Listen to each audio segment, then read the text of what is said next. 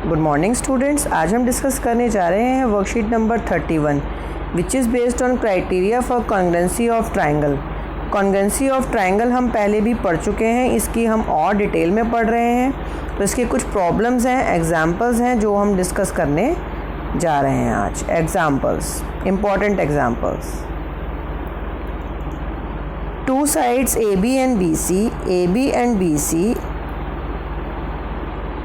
are two sides AB and BC and median AD of triangle are respectively equal to PQ and QR and median PN of the triangle. So क्या कहा गया है? This side AB is equal to side PQ, side AD is equal to side PN and BC is equal to side QR. So this is given.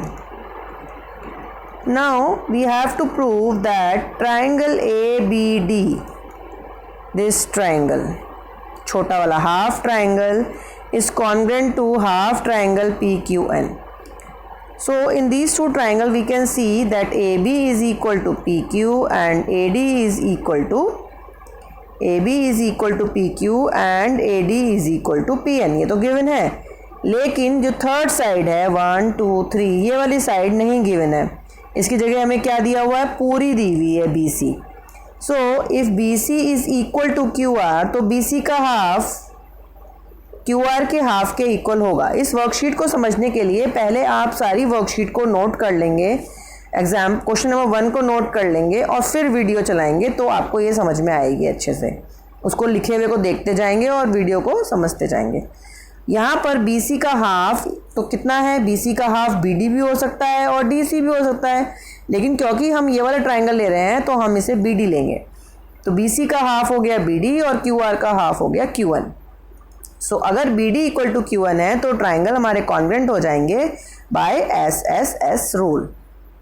Okay, so I think it is clear now. SSS rule से हमारे triangle जो है वो congruent हो जाएंगे। अब बारी आई second part की, ट्राइंगल ABC एंड PQR।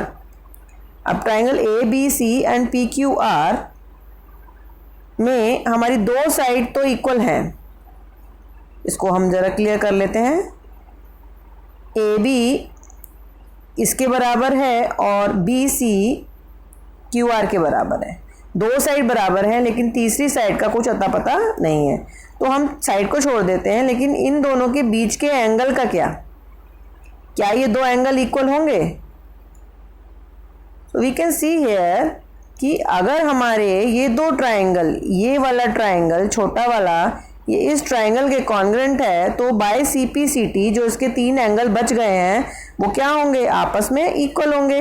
तो by CPCT we can say here that angle B Q के बराबर होगा by CPCT. So in this we can say angle AB equal to PQ given है, BC equal to QR given है, angle ABD यानी ABD और PQN equal होगा by CPCT rule. CPCT का क्या मतलब होता है कि जब दो ट्राइंगल दो एक साइड से और इस साइड से कॉन्ग्रुएंट हो जाते हैं तो जो उनके तीन पार्ट्स बच जाते हैं। तीन पार्ट्स हमने यूज़ कर लिए SSS और तीन पार्ट बच गए AAA। जो तीन पार्ट बच गए हैं वो भी CPCT से इक्वल हो जाते हैं, corresponding part of congruent triangles. तो ये इक्वल हो जाते हैं और वो इक्वल हम यूज़ कर रहे हैं नेक्स्ट कॉन्ग्रुएंसी नेक्स्ट पार्ट में, और SAS रूल से हमारा जो ट्राइंगल्स हैं वो कॉन्ग्रुएंट हो जाते हैं। So I think this example should be clear to you all now. Now we move on to the question number 2, which is also very important. Question number 2 says BE and CF. This is the figure for question number 2. BE and CF are two altitudes of triangle. Altitude क्या होते हैं? जो opposite sides पर 90 degree का angle बनाते हैं। तो these are two altitudes. Using RHS rule, आपको RHS रूल ही यूज़ करना है और इस ट्राइंगल को आइसोसेलेस ट्राइंगल प्रूव करना है। आइसोसेलेस मतलब जिसकी दो साइड इक्वल होती हैं। तो गिवन है हमें कि दो ऑल्टीट्यूड हैं जो कि क्या है? इक्वल हैं। BE की लेंथ और CF की लेंथ बराबर है और ये इक्वल है इसके, and one of the angle is 90 degree, ये हो गया R। अब बचा H, this H BC, BC is common in both the triangles. So we can see here in triangle BCF and CBE, BC is equal to BC, CF is equal to BE, and one of the angle is right angle. So RHS rule says this triangle is congruent. And by CPCT, अब मैंने ये कहा था RHS में क्या हुआ, एक angle हो गया और दो साइड हो गई। अब बचे दो एंगल और एक साइड, तो हमारे पास जो एंगल बचा है वो है B equal to angle C। तो if angle B is equal to C, हम पहले पढ़ चुके हैं कि उसके अपोजिट साइड्स भी इक्वल हो जाएंगी। जब दो एंगल इक्वल हो जाते हैं तो उनकी opposite side, if angle B is equal to angle C, angle B के अपोजिट है साइड AC और एंगल C के अपोजिट है साइड AB, तो ये इक्वल हो जाएंगी और ट्राइंगल जो है वो हमारा आइसोसेलेस ट्राइंगल प्रूव हो जाएगा।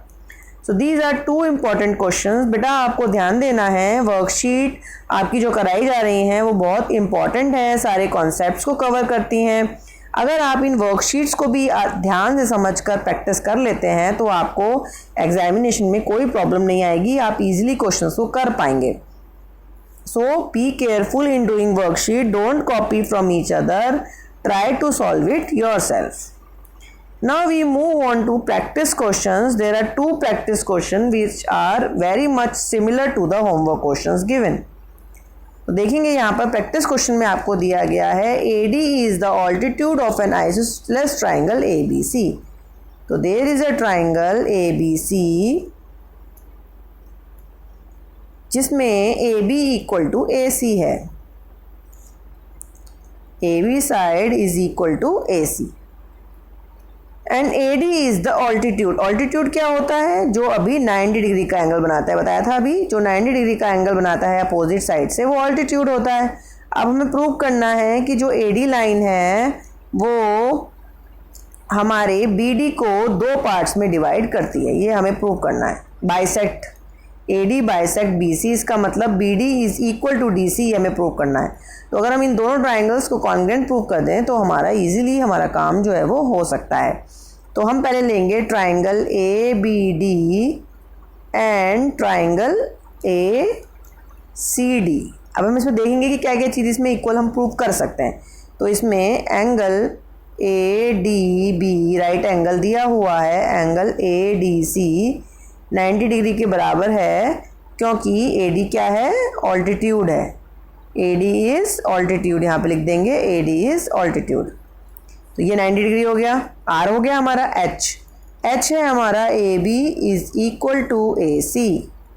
क्यों, ये गिवन है हमें, ट्राइंगल हमारा आइसोसेलेस है, दो साइड इक्वल है, ये हमें गिवन है। उसके बाद आई थर्ड साइड की बारी, हम देख सकते हैं AD is common in both the triangles, AD is common in both the triangles. So we can say here that triangle ABD is congruent to triangle ACD. अब जब congruent हो गया तो CPCT होगा, तो CPCT से हम क्या लिखेंगे, BD is equal to CD by CPCT. So last में जब हमारे पार्ट्स बच जाता है, इसके ये वाली साइड तो इक्वल है, कॉमन है, ये वाली साइड बच गई तो ये क्या हो जाएगी, इक्वल हो जाएगी। ये वाला एंगल भी इसके इक्वल हो जाएगा और ये वाला एंगल भी इसके इक्वल हो जाएगा बाई CPCT। अब डिपेंड करता है कि क्वेश्चन में क्या पूछा गया है। यहाँ क्वेश्चन में सिर्फ आपको ये वाली साइड्स पूछी गई थी, BD इक्वल टू DC कर दो, ये नहीं पूछा गया कि एंगल BAD को एंगल CAD के इक्वल प्रूव करो। अगर ये कहा गया होता तो हम ये भी कर सकते हैं बाई CPCT। सो क्वेश्चन में अलग अलग पार्ट्स पूछे जा सकते हैं। Now we come on to the question number 2 whose figure is given there. ABC is DBC, दो आइसोसेलेस ट्राइंगल हैं, एक बड़ा वाला ट्राइंगल है जो आइसोसेलेस है और एक छोटा वाला। आइसोसेलेस मतलब दो साइड इक्वल, इसका मतलब ये वाली साइड इसके इक्वल है और ये वाली साइड इसके इक्वल है। अब इफ AD इज एक्सटेंडेड, इस A से D को मिलाकर अगर आगे बढ़ाया तो मिला P पर जाकर। प्रूव करना है triangle ABD is congruent to triangle ACD। Very very easy question. देखेंगे बेटा ध्यान से, यहाँ पर अब हमें प्रूव करना है ट्राइंगल ABD, यानी ये वाला ट्राइंगल और ये वाला ट्राइंगल हमारा क्या है, कॉन्ग्रेंट है, ये हमें प्रूव करना है। तो इसमें हम कह सकते हैं ABC आइसोसेलेस है, तो एक side this AB side is equal to AC, ठीक है। Now this triangle is congruent, this triangle is also isosceles, that means BD is equal to CD and this third side is common. So by SS rule this triangle ABD is congruent to triangle ACD. तो 3 step में ये ख़त्म हो जाएगा, बहुत ही easy है। तो पहले हम लिखेंगे इन ट्राइंगल ABD, पहले दोनों ट्राइंगल का नाम लिखते हैं हम हमेशा ACD, तो उसके बाद हम लिखेंगे AB is equal to AC, फिर लिखेंगे हम BD is equal to CD। Why? Because दोनों क्या है हमारे, ABC is an isosceles triangle. इसी तरीके से हम यहाँ पर लिख देंगे DBC is an isosceles triangle.